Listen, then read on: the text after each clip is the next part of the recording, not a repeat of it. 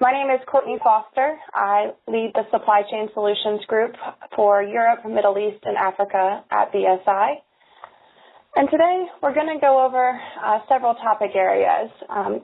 We'll first start with an introduction to who BSI is, as well as who the Supply Chain Solutions Group is within BSI.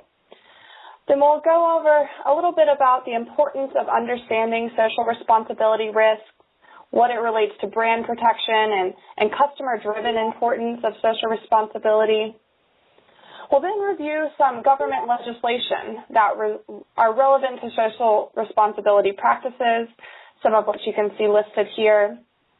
And then we'll finally end with a little bit of a case study example of a client of BSI's and the journey that they've gone through to now establish a best practice approach to mitigating ethical risk within their supply chain, highlighting, country risk, supplier-specific risk, and then how they journeyed to auditing and reporting.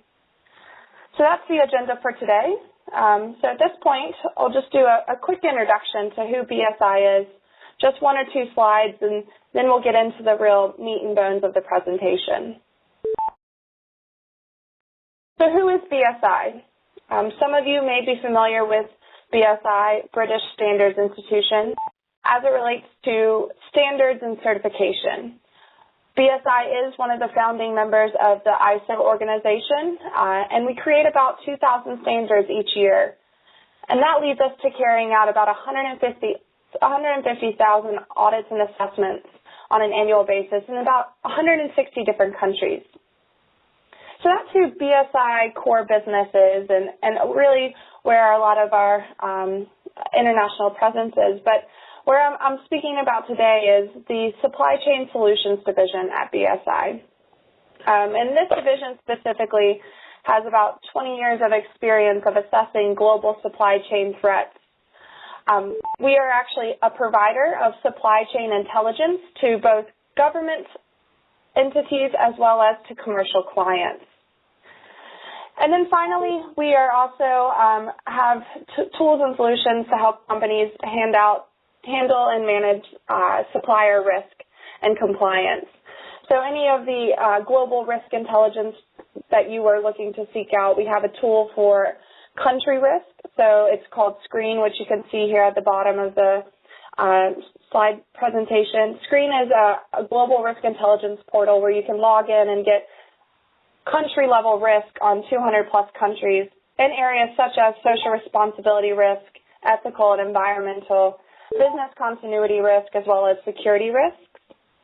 And then we also have a platform called Supplier Compliance Manager, and essentially what that is a holistic one-stop shop audit management platform where we overlay the country risk to your company's supplier-specific risk and give you a holistic output, so you get a very macro dashboard level view of risk as well as micro supplier specific risks. And it helps you manage that whole audit and assessment process.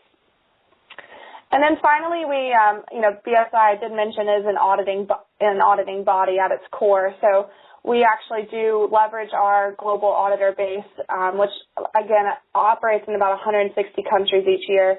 And we actually can take those auditors and be your eyes and ears on the ground and carry out second-party audits, so non-accredited second-party audits according to your own company's checklist or audit template. So that's what we call Verify. So that's just a brief, just short introduction to who BSI is as an organization. And really this slide here just is to show you kind of that breadth of where we have presence across the globe. All of the different red dots are where we have offices. So we have about 60 offices worldwide and 3 regional hubs of the U.S., the UK, and then Hong Kong. So those are just to show you the global presence of BSI, despite what some may allude to with British Standards Institution in the name. We are a global organization and operate in, like I said, in about 60 offices worldwide. So that was just really a level of introduction there for you. So next we're going to go on to really about defining social responsibility and what we're really here for today. So social responsibility is essentially, why is it so important, and why does it relate to your business? So that's really what we're here to discuss and give some approaches for that. So why is it important, and what is social responsibility? So we'll go over briefly the United Nations definition. Corporate social responsibility is a management concept whereby companies integrate social and environmental concerns in their business operations and interactions with their stakeholders. So it gives you two key points there, I would say, that social responsibility covers both social, ethical, and environmental concerns. Those are some of the key pillars of social responsibility. And the other key point I would say in this definition is that it's not only at your business operations, so your own internal sites, but it's also interactions with your stakeholders, so your suppliers, your business partners, your contracted parties. It does cover social responsibility as it relates to your key stakeholders, which, again, is one of the key topic areas we'll discuss today. So key CSR issues, to take that a step further. Some companies are concerned with the environmental side of social responsibility, such as environmental management, eco-efficiency, stakeholder engagement, responsible sourcing. The key topics we're going to discuss today during this presentation are things like labor standards, working conditions, employee and community relations, social equity, gender balance, human rights, and really just the ethics and social aspects of social responsibility and how that relates to not only your core business and your own sites, but, again, how it externally affects your business. So that's defining social responsibility. So why do you care about that?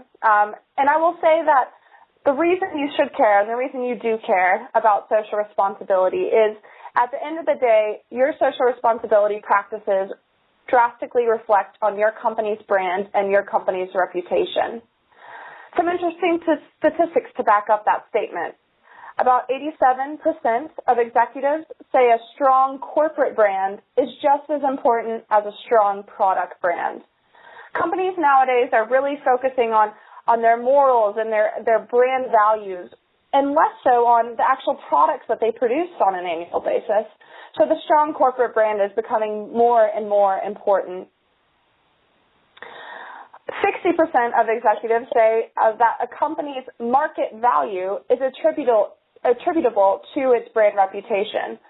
Again, the customer driver of why they buy from a specific company or why they participate in services of a particular company is a lot of times related to the brand that company holds and the reputation that it portrays. And then to further that statement, 70% of consumers are now saying that they avoid buying a product if they don't like or trust the company behind the product. Again, 70%, that's a really drastic percentage there. And they are looking only to trust the company. You trust the company by trusting the company's brand. And again, social responsibility is the integral part of a company's brand and how they portray that out into the market. So to help protect your brand, you have to do the due diligence of social responsibility. Again, just a few more statistics to cover of why it's important and why you're here today, why you really care about this type of topic. PricewaterhouseCoopers found that as generations get, the millennial generation becomes more and more consumer-driven, we'll say, that 88% of them have chosen employers based on strong social responsibility values, and that 86% would consider leaving a company if they didn't no longer feel that their social responsibility values and expectations were met. That's pretty drastic there. So not only, again, is it at your company headquarters and what values you're portraying to your employees, but it's also things about your stakeholders. So the next one is 30% say that they expect the increased amount of their goods and services that they buy from social responsible companies. So they almost, just because a company is socially responsible, they automatically believe that they provide better goods and services, and that's a pretty significant initiative there and statement. So those are just, again, a couple further statistics to just highlight why it's important and what social responsibility really is. And the final statistic I'll just say here is that reputational risk as it relates to corporate governance is that 42% of a company's reputation, again, is driven by perceptions of citizenship, governance, and workplace. So you as a company definitely want to make sure that you have strong governance over all of the different practices your employees as well as your stakeholders are engaging in each year.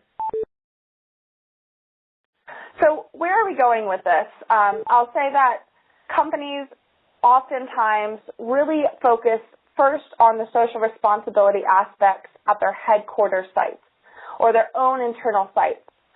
So what they'll do is they'll implement a social responsibility management system, such as ISO 26000 or, there are things like SA 8000. So I would say that, that's a first step and one that I drastically encourage. And when you take those steps to establish social responsibility practices at your own workplace, it then really challenges you to take it one step further and then start pushing out those ethical practices and assessment requirements of your own stakeholders and actually pushing those social responsibility values and morals that you've established at your own site and push them outside of your company and to your stakeholders and your suppliers. Those suppliers are absolutely critical points of your business. And if you don't ensure that they have the same values and same morals and same brands that you are establishing at your own corporate site, those efforts at your corporate site are almost moot points because the ethical practices of your suppliers are at the end of the day going to tarnish or elevate your brand. And you have to ensure that you do your due diligence to make sure that those suppliers are adhering to those social responsibility practices. So just again, a couple key points about CSR, social responsibility risk management here. Social responsibility, like I said, does range a lot of different areas, but to cover the key points in red that you can see on this slide are the key points we're going to discuss today. So business ethics, conflict minerals, human rights, labor standards, wage rights, working conditions. Again, you're establishing all those critical elements at your own headquarters sites, but ensure, please, that you are also establishing those critical elements of social responsibility at your sites downstream and all of your suppliers and stakeholders that may exist. So that just, again, highlights a bit about why social responsibility is important and what social responsibility is and really defining that for you. So now at this point, what we're going to do is talk about a few of the legislation drivers that are established by a number of different governments that require companies to, again, look outwards outside of their business and start assessing social responsibility within their supply chain and amongst their key stakeholders.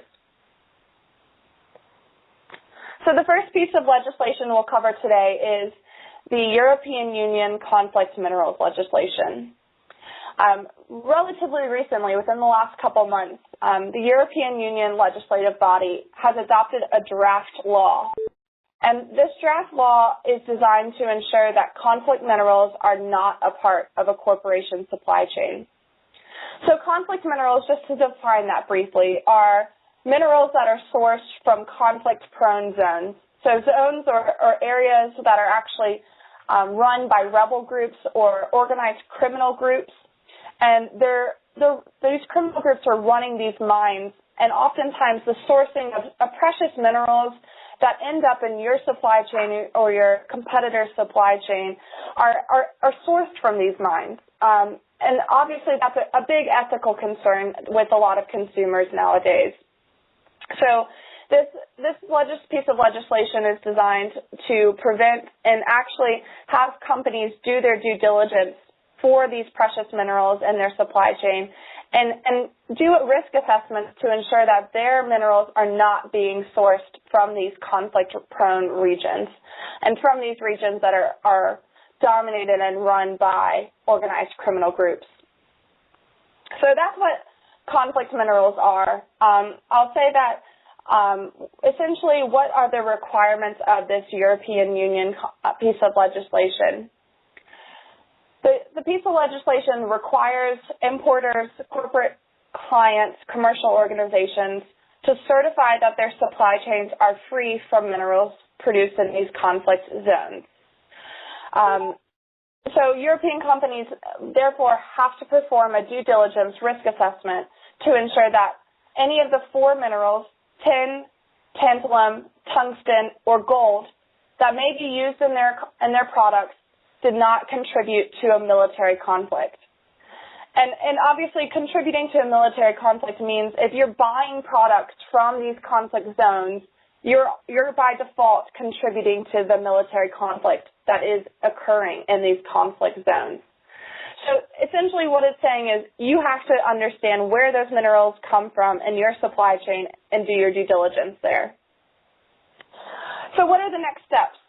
This law, the draft law, was adopted 2 months ago now, and the legislation for next steps will be negotiated within the European Commission and the EU's executive body before becoming an actual law. So it's come over the first hurdle, we'll say, this law has, but there are still steps to go before it becomes enforcement requirements. At this point, it still remains to be seen if the Commission will actually grant approval for this legislation, as the body has previously recommended making certification a voluntary measure. So again, it is not mandated yet. It's on the path towards becoming a mandatory requirement, but at this stage it's still a voluntary one within the European Union. So the magnitude, what does this mean for businesses? Basically, it means that if the law were approved, it would impact as many as 880,000 companies and about 20 refinery and smelting facilities worldwide. And basically, this proposal here in the EU is very similar to the U.S. piece of legislation, the Dodd-Frank legislation that passed almost 3 years ago now, I believe.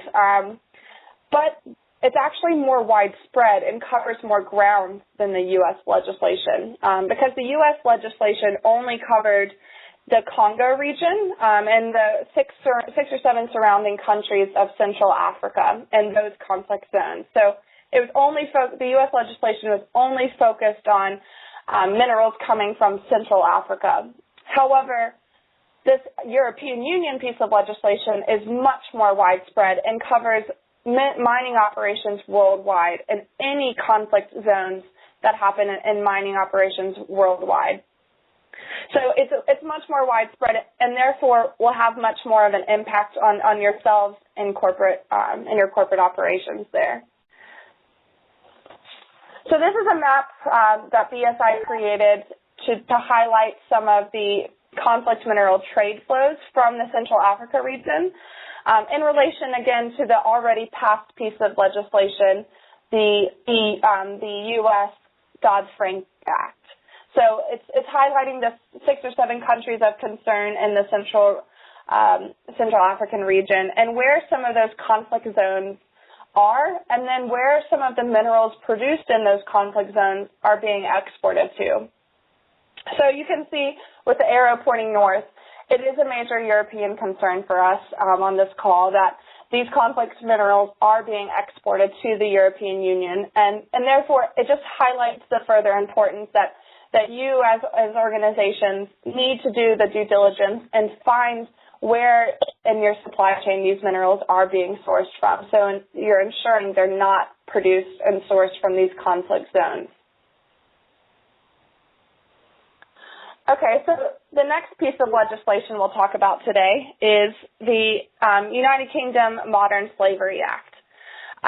So the act recently passed this year, and it's a pretty monumental step, I would say, for the UK and then also for all of the European Union, because it's really setting a precedent for how businesses should act and how they should care about modern slavery.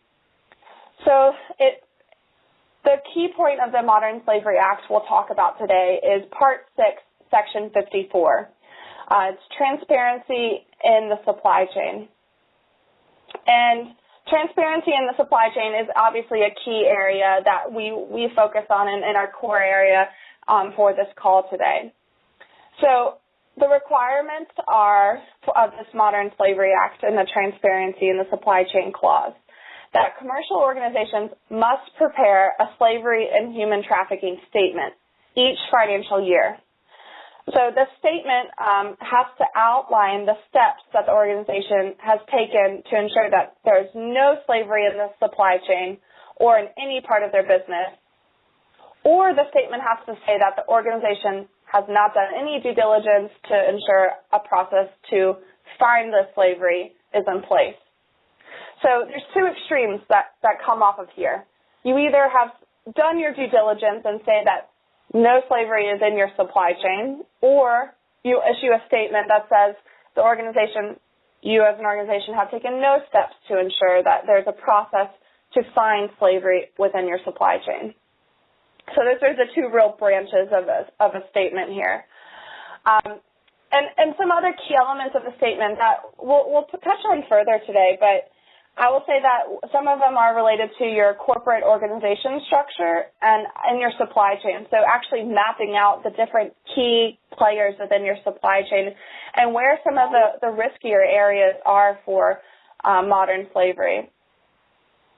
Your corporate policies related to human trafficking and slavery, so including those as well in your statement to the government about this Modern Slavery Act. It also asks you to highlight a due diligence process related to slavery and human trafficking so that you can highlight where and what parts of your business slavery exists. So that's a key point. Companies are now starting to take this very seriously since the legislation passed in February and determining, okay, what is going to be my due diligence process? Where and how am I going to determine what parts of my business are where slavery exists? So the key elements there are also taking it one step further and not just establishing a due diligence process, but also taking steps to ensure that these high-risk areas you've identified have been assessed and that risk has actually been managed and thwarted there at that point. So it's not just identifying risk, it's also taking steps to assess and manage that risk. So that's a key element, I think, in a lot of ethical and social responsibility risk assessment processes. It's a key element of both identifying as well as managing and assessing that risk. And then other elements I think of that are related are items like measuring the effectiveness of the process against key performance indicators, so rolling up some of those findings and assessment initiatives to ensure that you actually have established this due diligence process effectively. And then also that your training for your staff and high-level executive staff have actually signed off on the piece of legislation. So those are key statistics there of what actually, key elements of what actually can be and should be in a statement to show your compliance with the Modern Slavery Act. So what's the magnitude of this? How many people is this going to affect? And the magnitude is very widespread. Within the UK specifically, it'll apply to any commercial organization that provides goods or services. So both service providers as well as, finished goods or retail providers there in the UK. The key elements, I think this is very important. If you've kind of stopped paying attention up until now, this is a key element about the Modern Slavery Act. That right now in the Act it says that there's an annual turnover threshold. So companies that meet that annual turnover threshold must comply with this piece of legislation. And which companies will be required to report their due diligence and make the statement we just talked about. However, within the Act, it's stated that this turnover threshold is still to be determined. So that's a key element. So there's still a little bit of vague uncertainty around this initiative within the UK, that you must actually wait till we understand what the turnover threshold is to be understand if you are required to report and show your due diligence here. But, another magnitude is the statement has to be published on your corporate website and in a very prominent location on your corporate website. And again, this just relates to the brand and the reputation that I was speaking about earlier, that you actually have to not only show your due diligence to the government, but you're now being required to publish it to your consumers and to your customer base, as well as to your competitors. So you want to make sure you're establishing a very holistic, well-rounded policy as it relates to social responsibility risk and finding where slavery and forced labor exists in your supply chain. So that's the magnitude. And then the last thing we'll cover about the Act is just penalties and repercussions. So there actually can be duties that can be imposed by the Secretary of State that will actually bring the organization to civil proceeding court if they fail to comply with a piece of legislation. So not only are you facing fines and potential duties and legal initiatives from the government, but you also will face a tarnished corporate brand and again the lack of consumer trust that you may have established through some of your previous initiatives. So this is a really important piece of legislation, I think, for not only for the UK, but also for the whole European Union and abroad, because it really does set the precedence of what is required for assessing where social responsibility risks exist in your supply chain, and then also what you should be presenting and reporting on to show your due diligence process. Okay, the last piece of legislation we'll cover, and then we'll go over an approach and how to manage this risk in a due diligence process. But the last piece of legislation we'll cover is anti-bribery legislation. So there are a number of anti-bribery pieces of legislation that exist all throughout the European Union. There's two that have become more prominent and affects both companies that are headquartered in the UK and the US, but also any company that partners with or any company that actually engages in business relationships with companies headquartered in the UK and the US as it relates to anti-bribery practices. So the UK piece of legislation is the Bribery Act of 2010, and the US piece of legislation is the Foreign Corrupt Practices Act, or FCPA. So again, these are trying to not only establish that at your company and within your employees, there are no bribes being handled, no facilitation payments being carried out, but it also extends outward to all of your suppliers and supply chain and stakeholders that you're doing business with abroad. So again, this is very much needing to do your due diligence not only of establishing an anti-bribery policy at your corporate site, but also externally to any of your suppliers who do business with your company.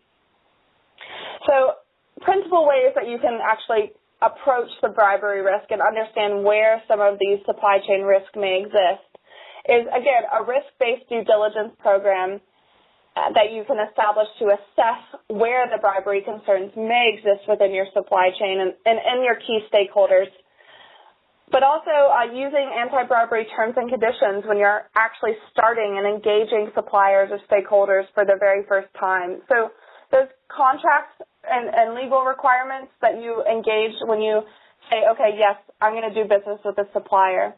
Ensure that it has some of this language about anti-bribery practices or, social responsibility practices, and make sure that that's something that your suppliers are signing when they start doing business with you as an organization.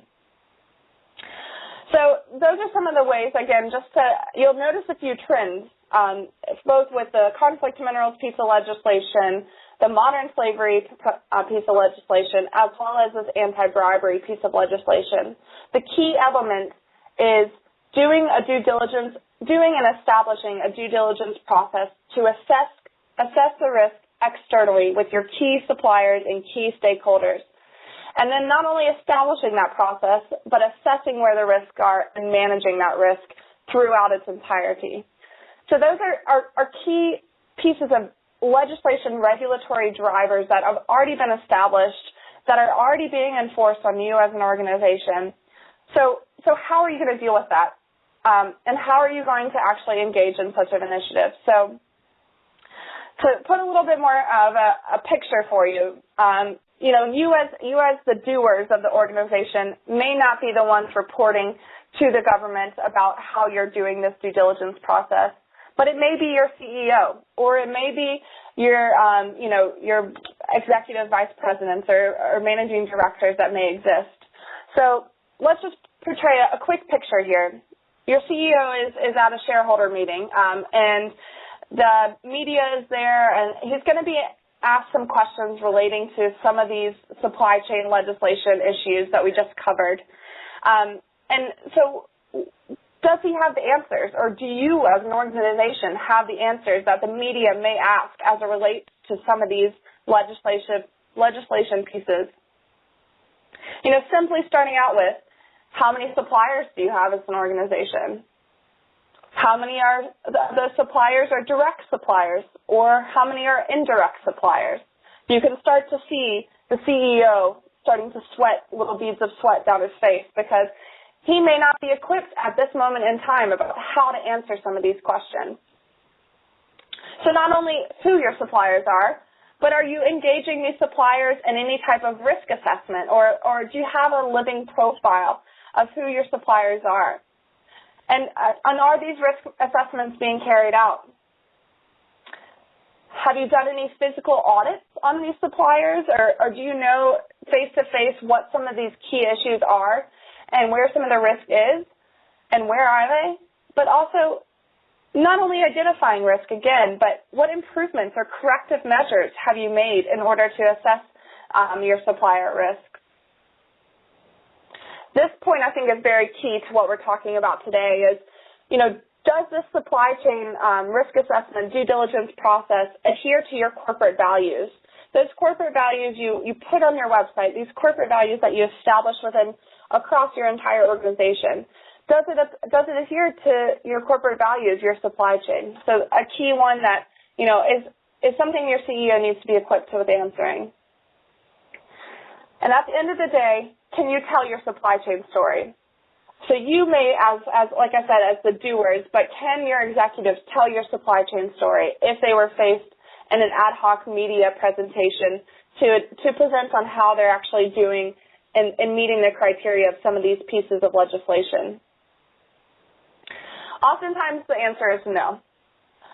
So what I want to just quickly say is just, what does good look like after you've started to say, okay, well, my CEO doesn't know these answers. How do I then establish a process to ensure not only am I doing my due diligence, but that it's being shown throughout our organization?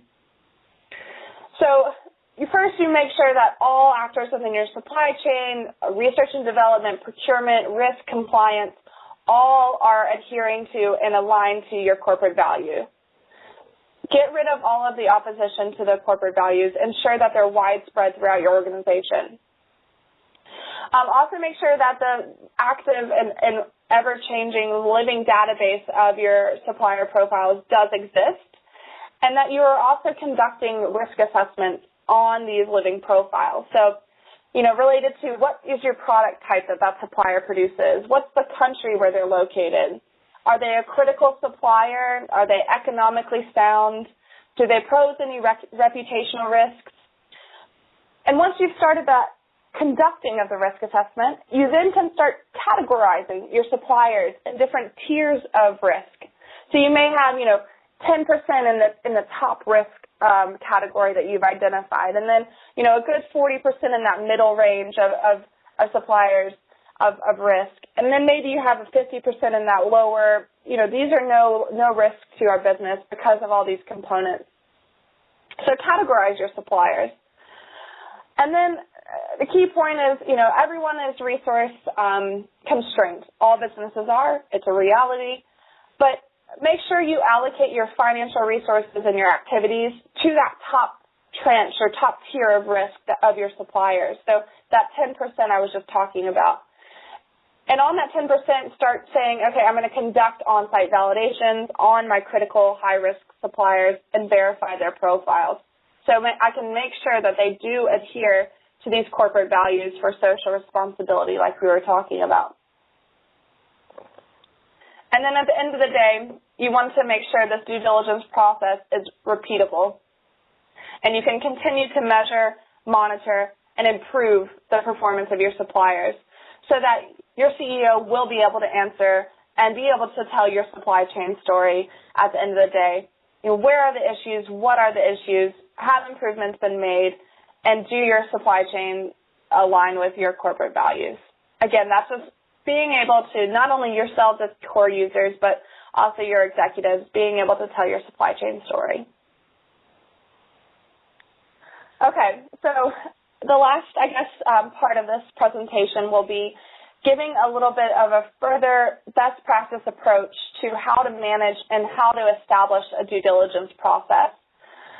So far we've talked about how important social responsibility is. We've talked about some of the key drivers of regulatory pieces of information, of legislation that are out there to ensure that you are doing a due diligence process for social responsibility. And now I'm going to take you through a little bit of a case study example from one of our clients and how they have really started from the most entry-level layer. So when they approached BSI, they were at this entry-level layer, and then how they grew as an organization through this due diligence process and are now what I would consider a best-in-class picture of how you're actually assessing and managing social responsibility risk within their supply chain. So they are, this company was an electronics components company. So they, like I said, when they first came to BSI, they were very much at this entry-level layer and grew step by step and now are at the level 3 best practice. So I'm going to detail their journey for you, just from my experience in dealing with this company.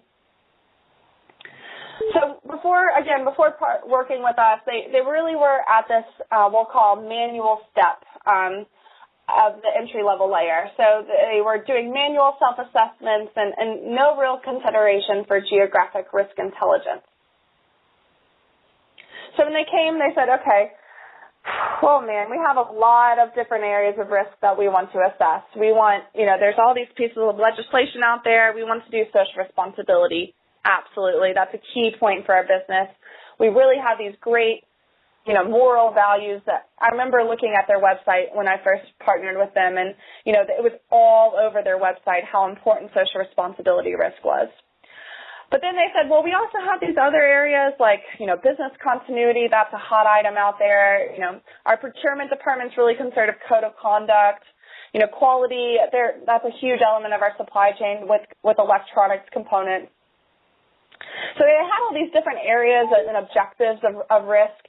And then they said, okay, hold on. Because we're resource constrained, let's start small.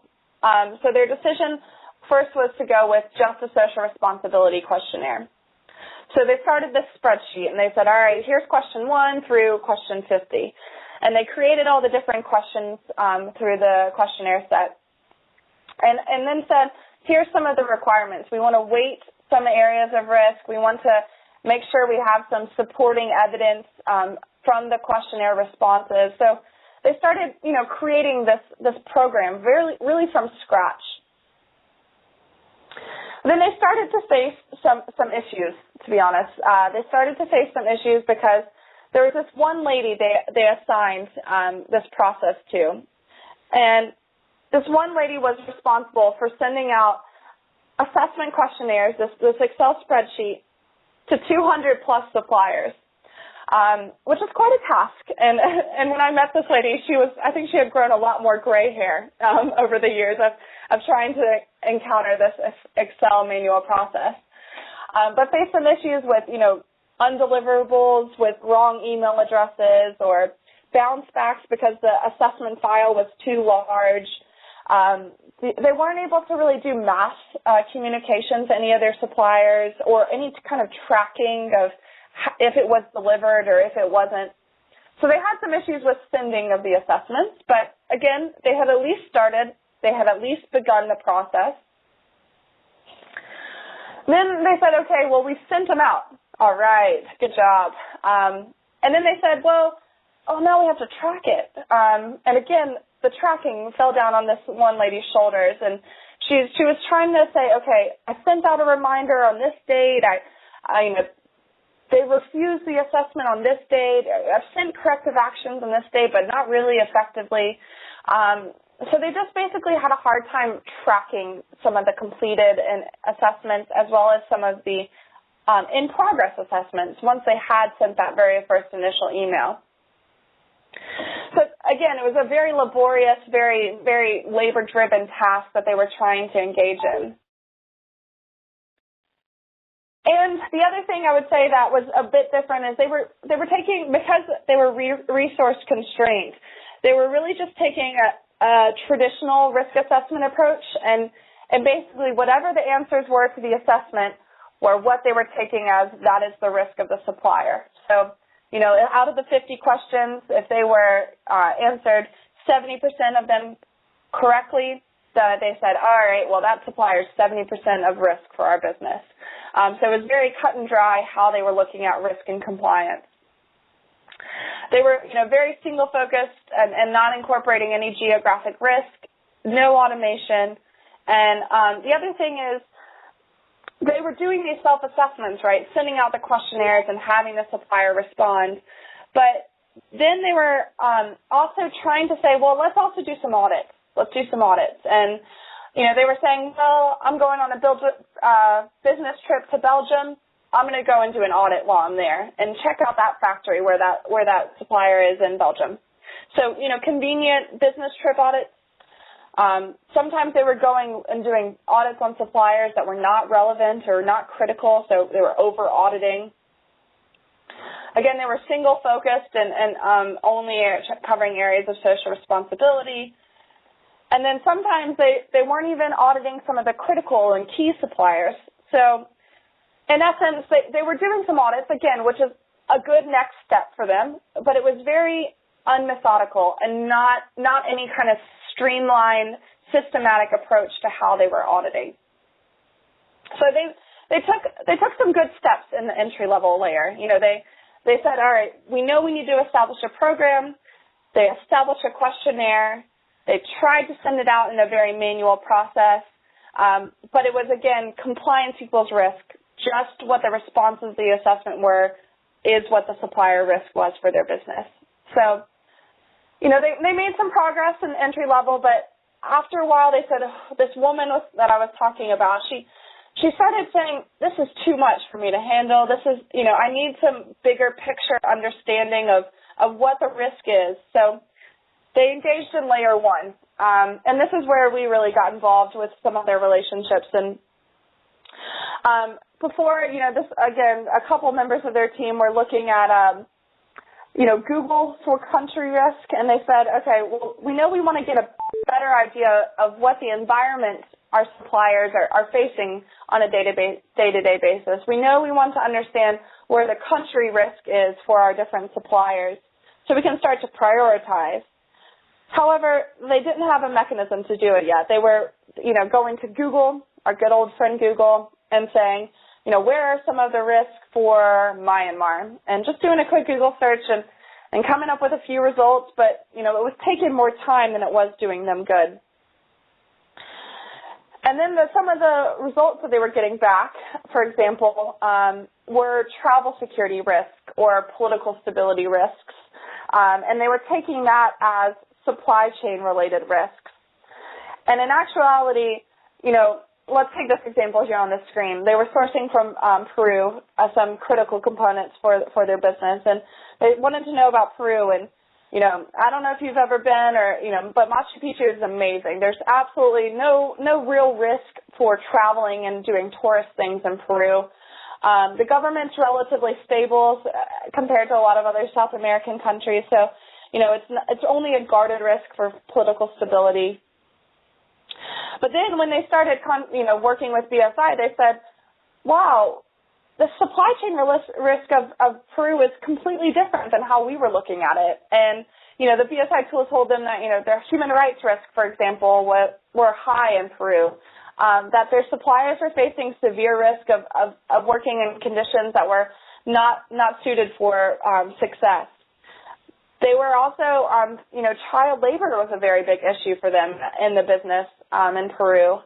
And from an environment perspective, there's some issues from, elevated risk for environment issues in Peru. So they finally started to get a better picture of, what is supply chain related risk and how drastically different it is from political stability risk or travel security risk. And then they were working closely with their procurement department and starting to really break down some of the barriers of a silo division, for example. And when they were breaking down these barriers, the procurement division was coming to them and asking them, all right, we're thinking about going to source from Austria, for example. What's the risk in Austria? What should we expect? And historically, they had no idea what type of risk that they would expect. So they implemented the screen tool, but when they did, they started to say, oh yeah, here's the risk. It's a low risk for human rights. We don't have any issues there. Go ahead and start procuring from that country and the suppliers that you would like to from that country. So they, again, started with a better intelligence source of information. They were then starting to be able to say intelligently where their procurement decisions were being held and how they were being executed. So again, it broke down some of those key barriers that previously existed between their procurement department and the department that they were working with there. So here's just a quick example of some of the supply chain related risks that BSI covers and some of the heat maps there. And I'll just break down a couple key country risk identifiers from a social responsibility perspective that are recent trends to take briefly away from the issues we were just talking about and the approach. But I did just want to highlight a few key case studies about country risk and some identification there. First of all, Indonesia, for example, they are as well trying to really improve some of the social and ethical issues within their country. And in fact, last month, a Minister of Manpower within Indonesia set a goal, a very ambitious goal, of eliminating all child labor in the country by 2022. Child labor is a very big and prominent ethical concern in the country of Indonesia, so he wanted to really be ambitious about how to set that goal. There weren't any specific programs designed, but they said that they would be working with employers and unions in child labor practices. So just to put that in context a little bit, Indonesia, from BSI's analysis, really suffers from an overall elevated threat from child labor. So not as bad as some of the other areas of risk from some of its Southeast Asian neighbors. But still, it's estimated that about 7% of 5 to 14-year-olds in Indonesia are performing some form of work in the country. So 5 to 14-year-olds, that's really, really young to be handling some of this work in the country. It's really, child labor is prevalent in the agricultural sector, and poverty is one of the real reasons why child labor exists in the Indonesian workforce. So, our analysts were able to quickly identify that one of the other government programs that was already established in Indonesia was actually probably one of the key programs that would help them reach this goal of eliminating child labor. It's called the Child Labor Elimination Program, in fact. And what it will do is it removes children from their workplace while also providing them with remedial education, counseling, and financial assistance, which helps children re-enter the education system. It's a really key thing, I would say, that with child labor and eradicating that within different countries, it definitely needs to have a focus on having a way to have kids re-enter their normal lives of education and things children really should be doing. But essentially, in order to reach this goal, our analysts have concluded that they need to have a lot more funding in order to effectively eliminate child labor by 2022. Another example, so child labor is one of the key elements of social responsibility. Another key issue is, working conditions, and in Cambodia, we rate it as a high risk. So there's some key statistics there that, in 2014, over 7,000 work-related injuries happened in Cambodia. Well, they were reported, and about 50 deaths just in 6 months' time. So, again, some really prominent statistics that allow you to see that the working conditions in Cambodia are just not up to par with what some of the normal standards should be in that country. Another key case study just from BSI is that Vietnam, for example, is a severe risk for human rights violations. Our analysts have actually noted that with some of the incidents that have happened in countries like China or Bangladesh, there have actually been a strong production shift away from some of those areas to areas like Vietnam, companies thinking that they may be safer with sourcing from that area of Vietnam. But in fact, it's one of the worst places in Southeast Asia, I would say, for human rights violation. In fact, the government is sometimes involved in some of these forced labor initiatives with having, drug detention centers that are actually forcing labor with no pay. They are actually full industrial cities that are being dedicated to some of these drug detention centers. And in fact, the law in Vietnam does prohibit the use of forced labor. There's no deterrent punishments for the violation. So, owners of sweatshops can be fined, but very rarely are there ever jail time or sentences related to findings of forced labor camps. So this is the type of intelligence, I guess, that the company that I was talking about, the electronics company, was really starting to seek out and really starting to infuse into their process. So what they were doing is saying, okay, I told you they were historically looking at compliance equals risk, but in actuality, they were now incorporating things like social responsibility indicators and realizing that, a supplier in the Philippines and a supplier in Taiwan are drastically different risks because of this infusement of country risk indicators. In fact, the supplier in Taiwan faces a much higher risk of social issues than the one in the Philippines, for example. But they were still at the stage of manually generating reports. This woman was loving the geographic risk, but still having to pull it all together and make reports for their upwards executive. So it was still, room for improvement, which is what drove them to Layer 2. Layer 2 is when they started implementing an automated tool to handle some of these self-assessments and also automating some of the geographic risk infusion. So when they engaged in this next tool, they were able to not only look at geographic risk and compliance, but then also things like industry-specific risk and, variables that are important to your business relationship with that supplier. What commodity they produce, what the value of your business is, those type of indicators, and automate a lot of that risk assessment process.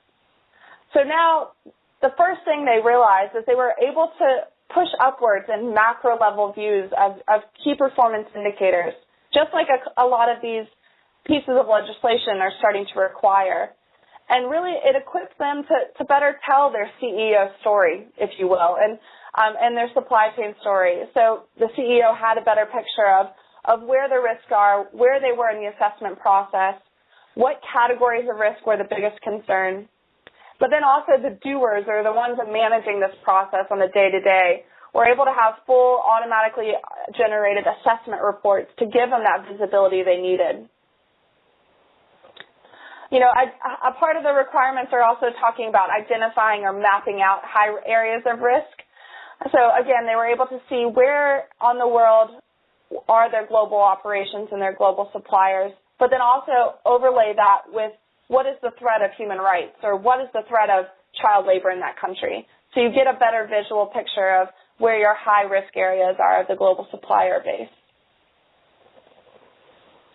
Again, some of the areas that this one lady was seeing as an improvement was they were able to really send out the automated communication to their suppliers. So when they wanted to send out an assessment, they could very easily, just with a press of a button, send out that self-assessment questionnaire to all of their suppliers at once. And then they were able to track that. So they had different statuses they would track. And then also, from a reoccurrence perspective, they were able to say, okay, here's the expiration date, here's the due date, and then automatically have that reoccurrence of assessment intervals take place without any human intervention. So they made pretty big steps there with the automation piece, I would say, of their supplier risk assessments. And again, each layer, they've had lessons learned. They weren't bad at entry level. They weren't bad at layer 1. They were just learning by step, improving their process throughout layer 1, 2, and now they were getting to layer 3. And this is when they really started to shine, I think, and starting to shine from a really best-in-class practice that they have been able to establish. And at this stage is when they were ready to start reporting some of these due diligence initiatives to the pieces of legislation and government entities we spoke about earlier. So they were taking a shift now from really just not identifying the risk, but then correcting it. And in my opinion, just with dealing with clients, that this is the biggest fault or the biggest gap in a risk assessment process is really just forgetting the corrective action step. You can identify risk all day long, but if you're not correcting it, you're not instilling business improvement and not really instilling a level of collaboration with your suppliers. So this was a huge improvement for them. They noticed that their suppliers were taking more ownership of the initiatives and really embedding some of these corporate values they had sought to establish externally. And the suppliers were embedding these new corporate values from the business into their day-to-day operations because of this risk assessment initiative that they had established. They also started to get a better idea from a self-assessment where to go into audits.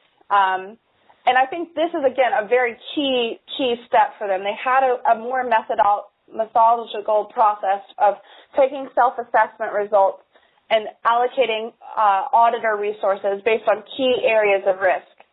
So, for instance, they noticed some issues with ethics and working hours. So they did a full deep dive audit on those areas of weaknesses so that they were more effectively and better managing some of the risk assessment improvements that they wanted to engage in. So again, really just highlighting this risk-based methodology. So not only were they able to take a more educated way of deciding who they were auditing on, but it was more systematic. So the tool was able to actually show you which suppliers were high risk, which suppliers were severe risk, and those are the ones that they ended up allocating financial resources to send auditors on site to be the eyes and ears that they weren't able to have before. So they were spending less money and also really targeting the suppliers that are highest risk to their business, which I think is a very big improvement opportunity for them, that they really grew to that best practice step there. So at the end, just really to conclude, I think the audit strategy that they were able to incorporate here was a best-in-practice methodology. They were able to identify first where their country risk were, where their highest risk suppliers are located in which countries. So they took the 250 suppliers they had and then narrowed it down to just 100. So they wanted to first target the 100 suppliers in the highest risk countries for social and ethical issues. Then they said, okay, we're going to do a self-assessment on those top 100 suppliers. And once those self-assessment results, they then were saying, okay, well now from those 100, I now know where my top 25 highest risk suppliers are. And those are the ones I'm really going to focus on corrective actions and on-site audits and really be that holistic, rounded picture of executing and establishing a risk-based methodology for assessing ethical and social risks. So at the end of the day, they were saving financial spend by only auditing the top 25 suppliers instead of unsystematically auditing the 250. So I'll just conclude with saying that, you may be at different stages within this risk assessment process, and that will allow you to comply with some of these pieces of legislation in different levels. But just because you may be at the entry level or you may be at the layer 3 doesn't mean that there aren't improvement opportunities and ways for you to get better. So these social responsibility risk assessment initiatives can be put into place for your supply chain. And I hope that you were able to take some examples through this best practice approach and their journey, because it didn't happen overnight. It didn't happen in a day. But they took this journey and took it very seriously and now have a best-in-class practice. So I just wanted to thank you for your time today. I hope that you were able to take some learnings from today's webinar.